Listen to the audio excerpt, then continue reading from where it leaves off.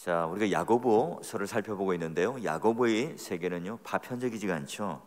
뭐 행함이 따로 있고 믿음이 따로 있고, 또한 세상과 교회가 하나님과 나와 따로 분리되거나 따로 생각되지 않고 이렇게 통합되어 있어요. 하나로 묶여집니다. 거짓과 속이는 일, 어둠과 실족하는 일, 이것도 우리가 파편화된 삶 속에서 피어나는 곰팡이 혹은 이 바이러스와 같은 것들이에요. 그래서 나뉜 마음, 굉장히 이 공동체를 파괴하는 요소라는 것을 지적했습니다. 영적인 것과 현실적인 것도 마찬가지입니다. 우리가 초월적이다, 영적이다 이 말은 뭔가 세상과 분리되어서 따로 산속에 들어가서 따로 분리된 삶을 의미하지 않아요. 심령과 행동도 하나고, 또한 위와 아래, 안과 밖, 이 모든 게 서로가 구분되긴 하지만 그러나 모두가 통합되고 하나입니다. 그래서 여러분, 진리의 말씀으로 나온 바가 되고, 진리의 말씀이 우리 심령에 딱 심겨서 우리는 그 진리의 말씀을 온유한 마음으로 받아들일 때에 그것이 행함으로 예수를 믿는 사람들의 특징들로, 열매들로 나와야 해요. 그래서 존재와 현상, 나무와 가지와 열매가 다 따로 구분되어 있긴 하지만 분리되어 있지 않아요. 자, 이런 통합, 이런 하나됨, 이런 것들을 파편화시키고 자꾸 조각내고 분리하고 파괴하는 것이 무엇인가? 야고보는 그 첫 번째 예로 혀, 입술, 말로 그 예를 들어요. 자, 2장 20절에 허탄한 사람들아, 그리고 3장 1절에 내 형제들아 하면서 아주 편매하는, 야단치는, 꾸짖는 말로 시작했다가 3장 1절에는 이제 다시 내 사랑하는 형제들아 간곡한 마음으로 형제들을 바라보며 말을 합니다. 행함이 없는 것은 믿음 자체도 다 죽은 것이다. 그 진짜 예를 말로 드는데요, 이 3장 전체는 말에 대한 사용을 이야기할 겁니다. 말을 어떻게 하는 게 온전한 핵심인지, 그리고 끝으로 하나님 말씀은 곧 하늘로부터 오는 참된 이 지혜가 우리를 가르친다 하는 것으로 끝을 맺습니다. 자, 믿음의 온전한 사람이 어떤 사람일까? 여러분에게 묻는다면, 믿음 온전한 사람, 우리의 생각은 어떻죠? 어떤 신달은 예수를 믿고 복을 받고 사업도 잘 되고 자녀도 잘 되고 건강하면 내가 교회에서 요구하는 신앙생활도 잘 해내고 큰 잘못도 없고 제자훈련, 여러 가지 프로그램, 여러 가지 모든 이 공여배를 잘하고 평안하고 넉넉하게 사는 사람을 온전한 사람이라고 생각해요. 또 어떤 사람들은 이 땅에서 하나님께서 주신 땅의 모든 사명과 소명을 다 이룬 자가 온전한 자라, 이렇게 우리는 생각을 합니다. 그래서 교회 안에서 무언가 중직을 맡고 리더가 되고 큰 일을 해내는 그런 일들이 온전한 사람이라고 생각해요. 그럼 야고보는 온전한 사람을 뭐라고 정의합니까? 말을 길들일 수 있는 사람, 혀를 통제할 수 있는 사람이 온전한 사람이라고 말을 합니다. 그러니 여러분, 야고보의 시각, 야고보의 시선에 있어서는 뭔가 큰 일들을 하고 먼 곳에 가서 선교 사역을 하고 내 목숨을 불살라서 뭔가 세상 사람들이 깜짝 놀랄 만한 그런 일들을 해내는 사람들을 온전한 사람이라고 보지 않아요. 우리의 삶 속에 지극히 일상적인 삶, 하루하루 매일매일 살아가는데 또한 평범하게 만나는, 매일매일 만나는 형제, 자매, 이웃들을 향해서 그들과 함께 어떻게 우리는 말 실수를 하지 않고 말 통제를 잘하는가? 여러분, 그게 바로 온전한 사람이다, 이렇게 야고보는 말을 합니다. 여러분, 우리는 평생 말을 하고 살죠. 우리의 경험을 통해서 볼 때에 하루아침에 우리가 이런 온전해질 수 있는 사람이 됩니까? 또한 우리 혀가 내 마음대로 내 뜻대로 잘 통제가 되던가요? 안 되죠. 자, 하나님께서는요 말씀으로 창조하셨어요. 모든 이 세상 만물을 말씀으로 창조하시고 말씀을 통하여 우리를 살려주세요. 그 말씀이 우리를 낳았습니다.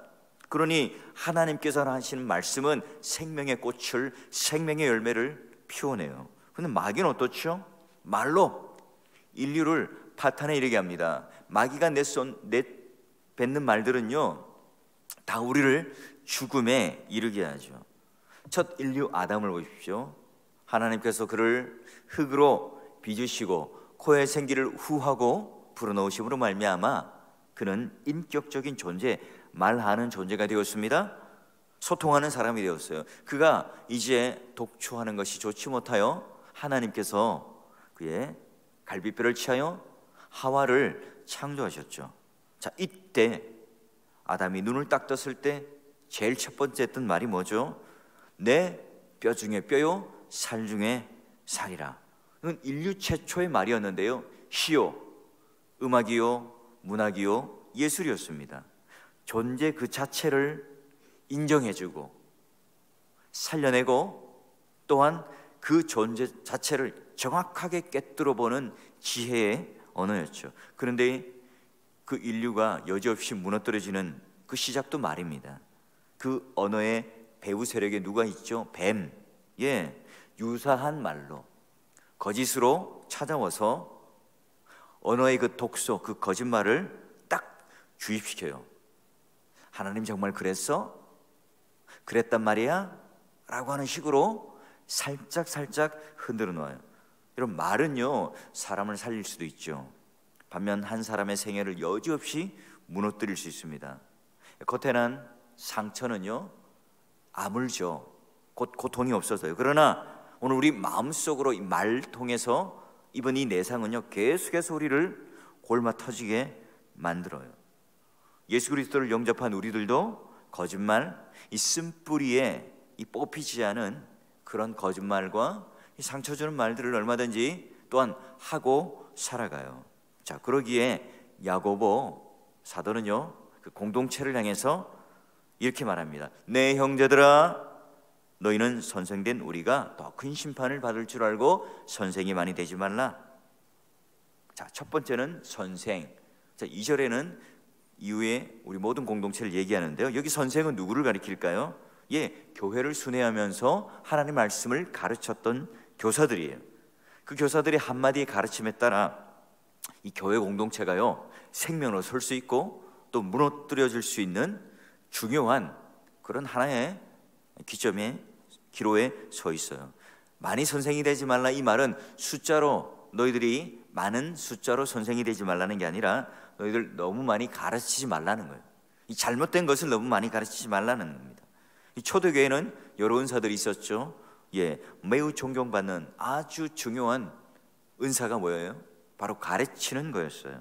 그래서 고린도전서 12장 29절에도 너희가 다 사도냐 선지자냐 다 교사이겠느냐 능력을 행하는 자겠느냐 말을 했고요, 에베소서 4장 11절에도 바로 어떤 사람은 선지자로 복음을 전하는 자로, 어떤 사람은 목사로 교사로 삼았다.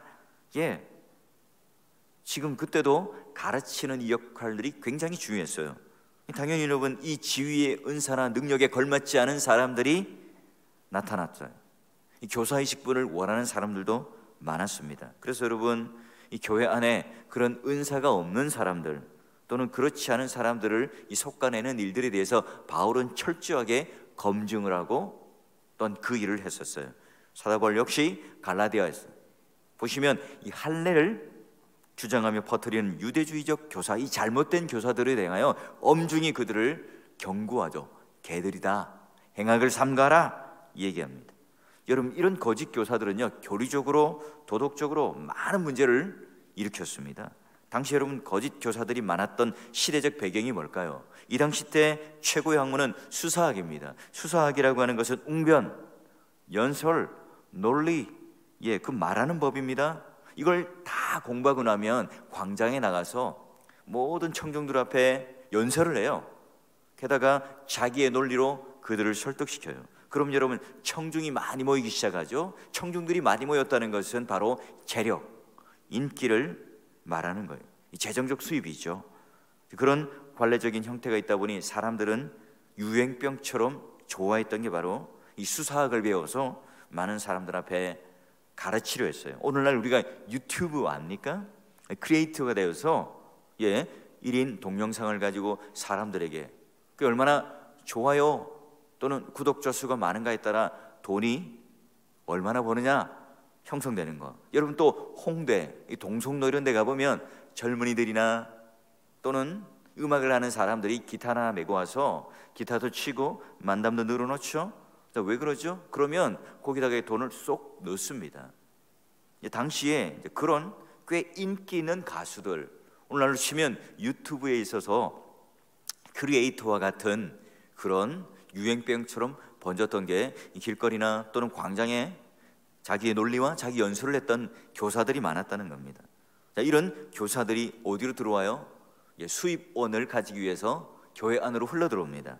여러분, 당시 이런 이야기꾼, 길거리 안에 토크 콘서트를 하는 사람들이 또 길거리에서 말로 버스킹을 하는 사람들이 많았어요. 그런 선생이 되지 말라, 그런 가르침을 하는 사람이 되지 말라는 겁니다. 흥미롭게도 이들은 아직 무슨 이단적인 가르침을 한다거나 도덕적인 타락을 부추기는 그런 데까지 가지는 않았어요. 시간이 좀 더 흐르면 이제 그런 거짓 교사들, 그런 진짜 이단들이 나타나기 시작해요. 그럼 그들은요, 신앙의 고백 그리고 말, 이 가르침들을 가르치지만 그 가르치는 것과 삶의 분리가 일어났어요. 자신들이 가르치는 바를 스스로 행하지 않죠. 그들의 공허한 삶으로, 또는 그들의 가르침 역시 모두가 다 거짓이었고 공허한 삶이라고 생각할 수밖에 없습니다. 경건은 말하죠. 경건의 능력이 따르지 않았던 사람입니다. 거룩을 말하죠. 그러나 그들의 삶은 전혀 거룩하지 않았습니다. 그들이 교리에 틀린 바를 가르치는 게 아니었고, 마치 천둥이 치는 것처럼 천상의 목소리로, 수사학을 가지고 논리적인 언어로 세련된 그런 말들로 청중들을 휘어잡았지만, 그러나 그들은 거짓 교사고, 그들은 삶이 분리되어서 이단적인 가르침이나 또는 도덕적인 그런 가르침에 어긋나는 것은 아니었지만, 그들의 부패한 삶을 통해서 나중에 그런 거짓 교사들의 선조가 돼요. 그저 말뿐인 신앙, 행함이 없는 가르침, 진리를 가르치지만, 우리에게 감동을 주지만, 은혜를 주지만, 그러한 삶을 살지 못하는 모순된 이 삶, 이게 바로 잘못된 가르침이다. 이런 선생이 되지 말라, 이런 선생이 되어서 많이 가르치지 말라는 이야기입니다. 여러분, 오늘날 대부분의 목사들이 경험하고 있는 게 바로 이 교사의 직분 아닙니까? 말에 대한 이 영향력, 책임감 역시 막중해요. 후에 여러분 말의 파괴력에 대해서 3장 전체에 설명하겠지만, 교사들이, 목사들이 말에 대한 이 영향력은 이루 말할 수가 없어요. 목사, 리더, 교회 안의 중직자, 틀린 말을 하지 않죠. 언제나 옳은 말, 성경에 있는 말 할 수 있습니다. 그러나 여러분, 오늘 우리와 같이 행함이 없다면, 내가 말과 함께 동일한 삶이 따르지 않는다면, 여러분 그것들을 보고 듣는 성도들은 하나님 말씀조차도 우습게 여기는 삶이 된다는 거죠. 소경이 소경을 인도하는 삶이 돼요. 마태복음 18장 6절에 차라리 우리가 연자매 똘에 달려서 바다에 깊이 빠뜨려지는 것이 낫다, 이런 말을 할 정도로 오늘 우리가 그와 같이 우리 스스로의 삶을 돌아보라는 거예요. 야고보는 이런 막중한 책임과 하나님께서 물으실 이 심판의 무게 때문에 많이 교사되지 말라 권면합니다. 고 박윤선 목사님, 신학생들에게 이 영원이었던 하나의 스승이기도 한데요, 그분은요 꼭 신학교 이제 신대원 3년이 딱 되면 그때서야, 여러분 지금이라도 늦지 않았으니까 이 길이 아니라면 다시 한번 생각하시고 돌아가세요. 많은, 적지 않은 숫자가 신학을 그만두고 돌아갔대요. 저도 목양을 하면 할수록, 설교를 하면 할수록 여러분 그 말이 맞다는 생각이 들어요. 사람들 앞에서 수많은 말을 쏟아내고 또한 가르치는 입장에 있다는 것이 얼마나 두렵고 떨리는 일인지를 모릅니다. 여러분, 성경을 전하는 것, 그것도 힘들어요. 하나님 뜻이 무엇인지 그 정확한 의도, 그 진리를 파악해서 사람들에게 전하는 것도 힘들지만, 그러나 더 힘든 게 뭘죠? 이 강단에서 설교하는 것보다 더 힘든 게, 오히려 이 강단에서 설교하는 것은 고작 40분 정도지만, 그러나 내 삶에서 성경의 말씀대로 살아간다는 진짜 삶으로 쓰여지는 언어, 그리고 그 말씀대로 산다는 게 힘든 거죠. 그러니 오늘 강단이 아니라 내 삶에서 써내려가는 이 설교가 목회자들에게 얼마나 높은 도덕적 수준을 요구하고 얼마나 이 세상 사람들과는 다른 그런 삶들을 요구합니까? 여러분, 우리가 이렇게 새벽 기도에 나오는 것, 모든 예배에 참여하고 또한 헌금으로 여러 가지 교회 안에 헌신하는 것이 너무나 부담스러워서 중직자가 되는 게 너무 힘들어요. 후회하시는 분도 제가 만나봤어요. 하나님께서 은사와 지위를 주셨다는 것은요, 곧 뭡니까? 책임과 열매가 따릅니다. 야, 나는 이 고직까지 올랐으니까 이제 헌금 덜 해도 되겠구나. 야, 난 이 고직까지 올랐고 이런 직분을 얻었으니까 이제 헌신을 좀 덜 하면 돼. 내가 했던 모든 헌신들은 이러한 직분들을 얻기 위해서 열심히 했던 것으로 이 사람들이 바라보게 된다면, 오늘 우리가 했던 그 모든 열심도, 우리가 했던 모든 말들도, 내가 강단에서 쏟아놓고 또 내가 성경적인 말씀을 하고 가르쳤던 모든 것들도 다 부정된다는 겁니다.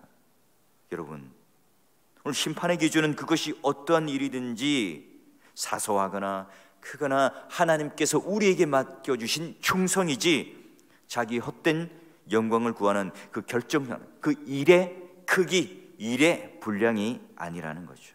우리는 의도하지 않지만 그러한 말뿐만 아니라 비언어적인 요소, 몸짓으로, 행함으로, 책임을 지는 것으로, 여러분, 이런 것들이 동일하게 말과 함께 행함이라고 하는 또 다른 언어로 하나님 앞에 드려지고 보여지지 않는다면 우리는 이 다른 사람을 소경을 인도하는 꼴이 된다는 겁니다. 목회하는 동안 저도 마찬가지죠. 말을 많이 하는 입장에 있다 보니 사소한 부주의, 경솔함, 여러분, 이런 것들로 말 실수를 할 수도 있고 사람의 마음을 섭섭하게 할 수도 있죠. 이런 것들을 저도 참회를 합니다. 늘 돌아보죠. 늘 그런 것에 긴장을 합니다. 자, 그럼 여러분, 교사들만 이런 책임 있나요? 교회 안에 리더들만, 중직자들만 말하는 것과 그런 책임이 따르는 일들을 해야 하나요? 자, 2절을 볼까요? 우리가 다 실수가 많으니 만일 말에 실수가 없는 자라면 곧 온전한 사람이라 능히 온몸도 굴레 씌우리라. 교사뿐만 아니라 우리가 다 말에 실종할 수 있다는 거죠. 돌아오지 않는 세 가지가 뭐죠? 휴일을 떠난 하살, 흐르는 세월, 내가 내뱉은 이 말은요 다시 주워 담지도 못하고요, 돌아오지 못해요. 여러분, 오늘날 이 청소년들, 대학생들, 이 젊은이들 언어를 한번 보십시오. 줄임말, 이것뿐만 아니라 SNS 이런 것들을 통해서 카톡 이런 걸 통해 얼마나 험한 말을 쏟아내고 있는지 몰라요. 그냥 얼굴을 맞대면하면서 인격적으로 대화를 하던 그 시절과는 달리 굉장히 욕도 수준이 높아졌고 발전되었어요. 여러분, 군대 요즘엔 어떤지 모르겠어요. 예전에는 욕으로 시작해서 욕으로 끝났죠. 여러분, 우리 말 자체는요 마음의 문제고 그 사람의 내면 성품이죠. 우리 아이들 예전에 자랄 때 어머니들이 이 품 안에 있을 때는 귀여워요. 자, 그 애가 이제 좀 걸어다니고 하면 말 잘 안 듣죠. 걔를 향해서, 어린아이를 향하여 험한 말을 할 때가 많아요. 여러분, 우리 그 말이라고 하는 것은 우리의 문하고 얼굴이고 내면입니다. 이 구약의 잠언과 예수님께서 가르쳤던 이 가르침을 보면 바로 그 입술을 제어하는 자가 바로 지혜롭다, 야고보의 온전한 자 똑같아요. 예수님께서도 그런 우리에게 팔복을 얘기할 때도 동일한 말씀을 하셨어요. 근데 오늘 야고보는 우리들 향해서 능히 온몸도 굴레 씌우리라 말을 해요. 여러분, 우리가 생각할 때 그런 능력이 있던가요?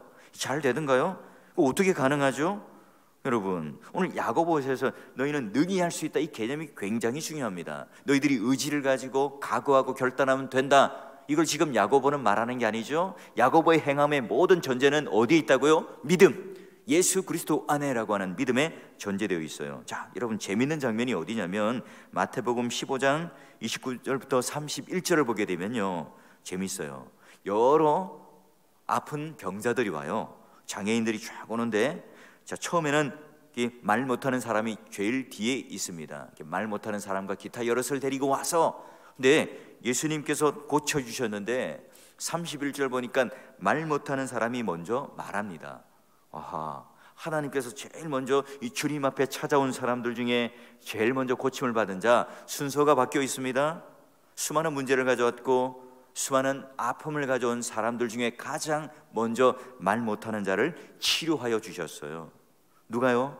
누가 말을 치료해 주셨나요? 예, 말로 실패했고 말로 실패한 이 바벨탑 언어 사건을 통해서 우리가 소통이 불가한 막힌 존재로 되었지만, 오늘 예수님께서 그 병자들 가운데 가장 먼저 치료해준, 가장 먼저 구원해준 것이 뭐라고요? 입술 말이라는 겁니다. 그래서 여러분, 에베소서 4장 29절에 보면 바울은 이런 우리에게 요구를 해요. 너희는 하지 말라. 뭘요? 더러운 말은 너희 입 밖에도 내지 말라. 뭘 하라고요? 오직 덕을 세우는 데 소용되는 선한 말을 하라. 세 가지 항구의 문. 첫 번째는 내가 이게 정말 참말인가? 두 번째는 정말 필요한 말인가? 세 번째는 정말 그게 친절한 말로 사람을 살려내는 말인가? 여러분, 우리는 이 선한 말이라고 하는 것은 정말 공동체에 유익되게 하는 말인가? 그 말을 듣는 개인에게 바로 은혜가 되는 말인가 하는 것을 돌아봐야 되겠죠. 여러분, 우리가 항상 하나님 앞에 그런 말들을 잘 해내는 것을 예수님은 굉장히 재미있는 그 언어말, 그림 언어로 설명을 하는데요. 너희는 말을 항상 은혜 가운데 하는데 소금으로 맛을 낸과 같이 하라고 이야기를 합니다. 저는 한국 교회를 보면서 소수의 병든 사람들 보며 분통이 터지고 교회가 희망이 없는 것처럼 생각할 때가 있었습니다. 그러나 여러분, 정말로 이 잘못된 교사, 사고를 치는 그런 분들은 정말 적죠. 내가 균형을 잃지 않도록 이 분통 터질 게 아니라 오늘에도요, 시골의 이 작은 지방에 있는 그분들, 신학을 붙들고 예수 그리스도 안의 그 영광을 위해서 열악한 환경에서도 진실한 목회자들이 사실은 사고치고 추문을 일으키는 그 목회자들보다 훨씬 많다는 거죠. 게다가 오늘 우리가 이 공동체 안에 얼마나 큰 일을 하는가, 그것보다 더 중요하고 더 가치 있는 일이 오늘 야고보 사도는 오늘 우리 입을 굴레 씌울 수 있는가, 능히 할 수 있다. 어떻게 해요? 예수님께서 우리의 언어를 치유해 주시는 분이기에 예수 그리스도 안에 있을 때, 성령의 충만함을 입을 때, 내 속에 심긴 이 말씀이 나를 주장하고 그걸 통해서 오늘 내 입술을 통해 나올 때 가능하죠. 그럴 때 내가 교회 안에 교사가 되고 리더가 되고 중직자가 되어서 내가 하는 말과 책임이 똑같은 성도들 앞에 모든 예배와 헌신과 섬김의 본이 되어서 내가 했던 이 모든 말들이 폄훼되거나 거짓이거나 그것이 삐뚤어지고 왜곡되지 않도록 여러분, 오늘 하루의 삶도 두렵고 떨리는 말로 정말 적은 오늘 우리의 입술, 그래서 사람들에게 선한 말로 공동체의 유익이 되고 또한 개인에게 은혜가 되고 세워주는 생명의 말들로 오늘 하루 하나님 앞에 기쁜 마음으로 그런 유익을 누리는 그런 온전한 사람이 되시길 주의 이름으로 축원합니다.